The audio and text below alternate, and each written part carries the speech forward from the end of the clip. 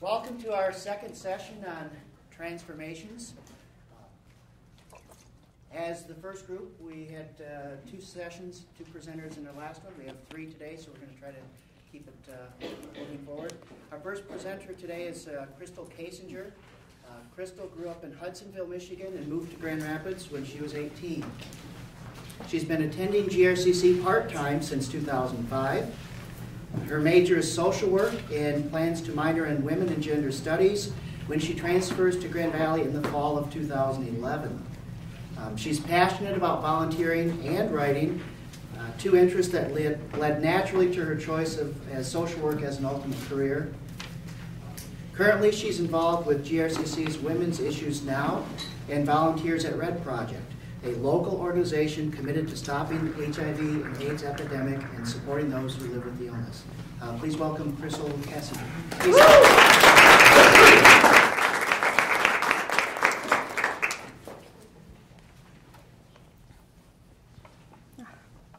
Thank you very much. I did this before, and I'm going to do it again because there's a couple of different people in here, but I just wanted to take a moment to say that I am very honored to be a part of this competition, to be a finalist. I am really so proud to be a student here, and I am so proud of this institution's commitment to the community, and I am so thankful for all of the respect and compassion I've been met with here. Also, I am really grateful to have met so many wonderful people at this college. Thank you for your support and guidance. That has ultimately culminated to my presence right here behind this podium. Thank you.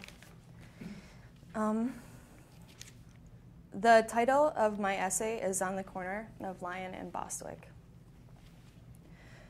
I began school at GRCC as a kind of domestic refugee. As soon as I turned 18, I fled the abusive home of my parents and moved into a drug and cockroach-infested apartment downtown. Unfortunately, not long after my winter semester began, I ran out of money. I ended up withdrawing at the very beginning of 2002. There's a common expression I often think of when I contemplate that brutal year: out of the frying pan and into the fire. I thought I had escaped my family for good when I left them a few months earlier, yet within a couple of weeks of moving home, I was back to being routinely abused and screamed at. During that time, I mostly lived in my car and in parks.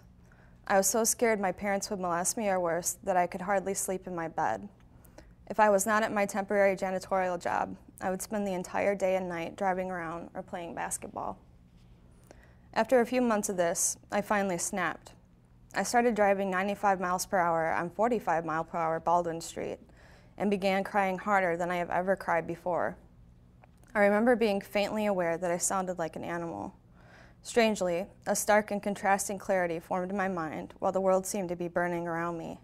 I understood, for the very first time, that all the adults in my immediate family had betrayed me. I had practically no one that really loved me and nowhere to go. It was the darkest moment in my existence. I felt trapped. I could not handle the terror of living full-time in my car. And so I decided to commit suicide. First, however, I felt that I owed two people an explanation and goodbye. One of them was a counselor I met at GRCC, a woman with great compassion and skill, Kathleen Owens. Kathleen was one of a handful of people I came out to that year. She was also the first person I felt safe enough with to reveal the state of my former home life. I will never forget the sense of sanctuary I felt during that fall semester when I would sit in her office. For me, the overall sense of protection and inclusion I have come to appreciate at GRCC started with the Safe Zone sticker, proudly stuck on Kathleen's door. When I look back on my former life, it seems remarkable and yet unsurprising that waiting to talk to Kathleen ended up being one of the many ways GRCC not only transformed my life, but saved it. That night, I ended up at my former pastor's home. My only reason for doing so was to hopefully sleep somewhere safe for an evening so I could have the strength to say goodbye in the morning. When I told him what was happening at my parents', while quietly omitting my newfound sexual orientation, he allowed me to spend the night at his home. In the morning, he put me in touch with the Salvation Army.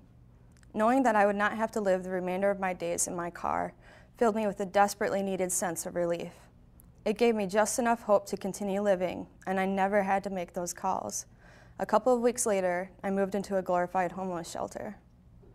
I spent the next 2 years of my life homeless, severing all contact with my family. It was an unimaginably difficult way to live, but it was always better than where I'd come from. I had some very bleak moments during that time, and the intense night I spent hurtling down Baldwin Street was not the only time I would think of suicide. However, I could never go through with it because I always thought, what if things get better? GRCC was one of the main reasons I ever dared to believe that my life could improve.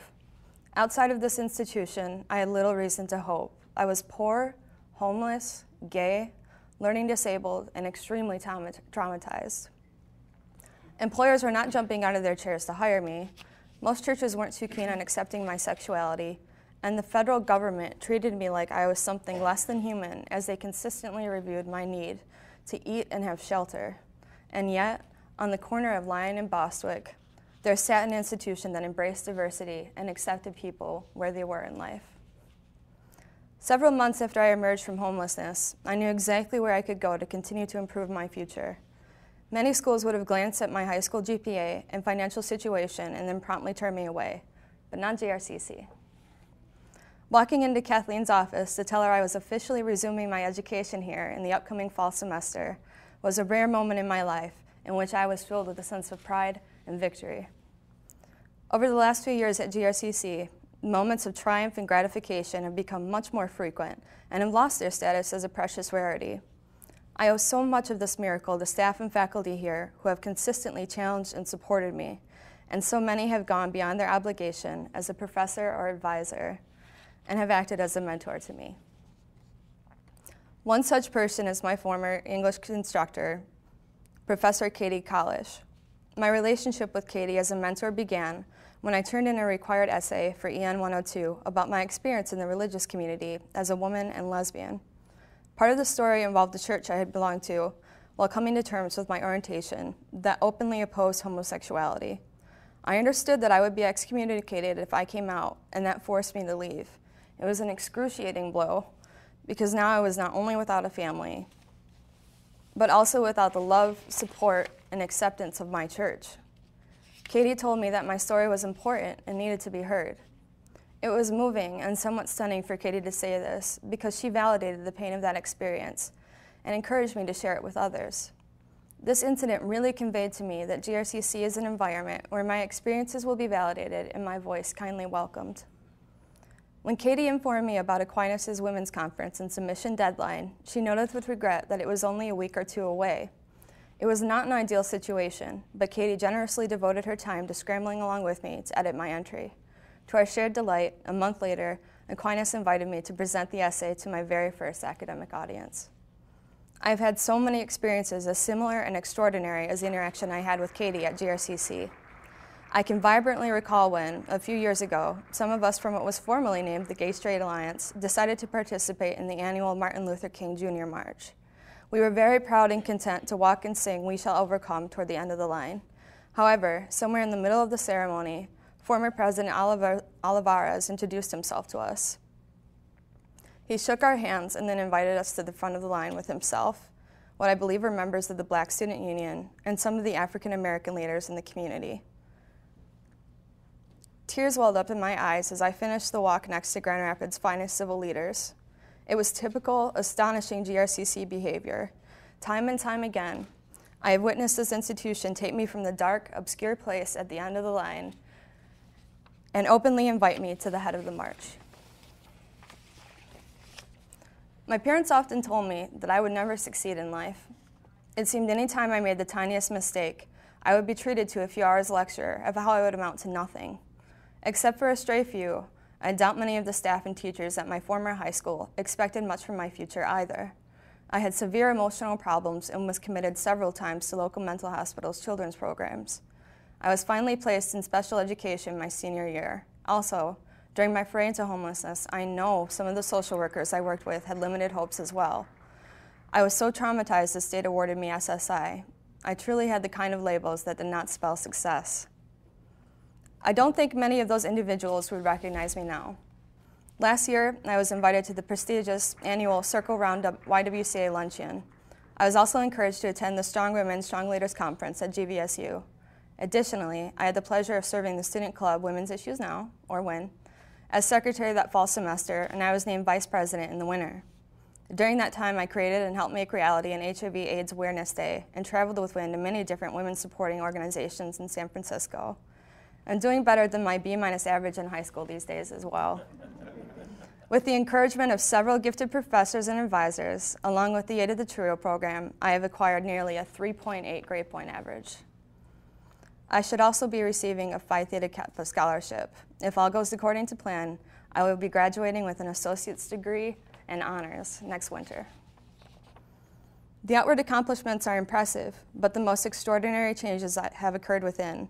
For a long time, I believed that the label society gave me and who my parents told me I was defined my character and what I was destined for.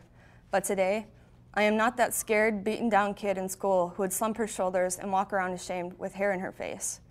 If you want to know how GRCC has transformed me, it's really simple.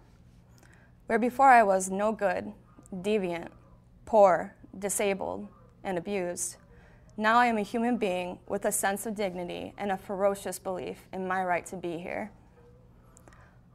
While writing this essay, I have frequently asked myself who GRCC is and why GRCC is, to get at the core of how the school has changed me. The answer I have come up with is that this is a school of a rich and beautiful variety of students, where people are met exactly where they are standing, or, perhaps more often, where they have been knocked down in life.